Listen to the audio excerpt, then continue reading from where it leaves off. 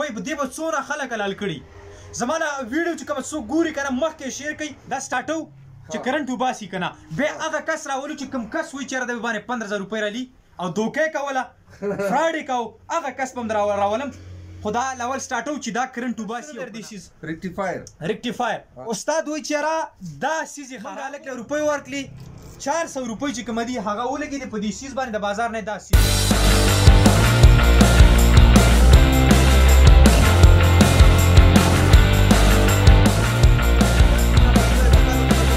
یو ځای ته راغلی ما زما څه ملګري د هغوی سروس دی د ګاړو د وینځلو سروس دی دلته رالم دې ملګرو ماته وویل چې موټر کې چې کومه ډیلیمو وي هغه خراب شوې ده چې زه رالم دلته کې نو دلته کې یو کس راوستی و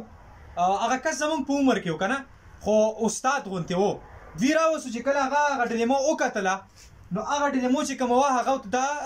دې کې دننه چې کومه پیشکش یې ورکړه استاد ګوره دېس کې دا پیشکش یې ورکولې هغه سیس کې کوم هغه تاو شوي که نه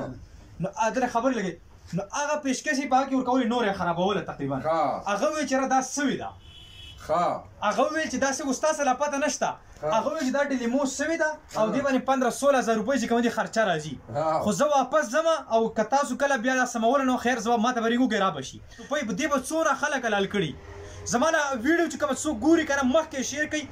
دا استاد یې راوسته الله دې دې سره ښه وکړي د ډېر عمر سړی دی زموږ د والد صاحب په ځای باندې دی ماشاءالله الله ډېره تجربه مو ورکړې ده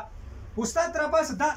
زه تاسو ته دا سیس ښیم هغه سیس څه شوه کوم دا ریکټیفایر دی استاد به تاسو ته اوس خپله باندې ووایي چې د دې کې څه مسله وه او د څو روپو مسله ده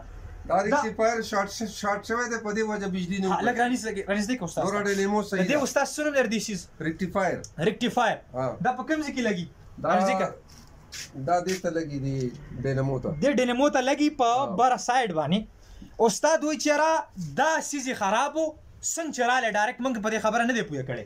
څنګه چې رالی و چې دا سیز خراب دی موږ هلک له روپۍ ورکړي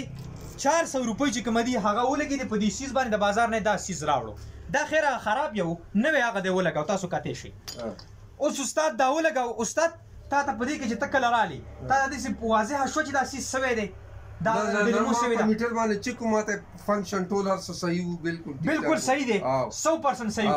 دا سیز چې ته ولګو بیا کرنټ نه وباسي په دې حالت کې خو دې ټیک دی کوم فنکشن چې د دې په میټر باندې په ملټي میټر باندې ما وکړو هغه صحیح دی کنه صحیح ده اوس فرض کړه دا موږ سٹارټ کو دې نه پس دا بجلی نه وباسي یا کار نه کوي نو مزید موږ بیا مخکې ځو بیا به ګورو چې یاره دې کې څه چل دی سوی خو نه دی که نه سوی نه اوس تاسو چې دا سټارټ کوي په خپله باندې تاسو وګورئ کرنټ وباسي دا سټارټو چې کرنټ وباسي که نه بیا هغه کس راولو چې کوم کس وایي چېرې د باندې 15,000 روپۍ رالي او دوکې کوله فراډ یې کو هغه کس به هم راولم خو دا اول سټارټو چې دا کرنټ وباسي او که نه استاد تاسو به سټارټ کوي که نه نو ملګرو دا اوس سټارټو پته لګو چېرې دا کرنټ پاس کوي که نه استاد هم ولاړ دی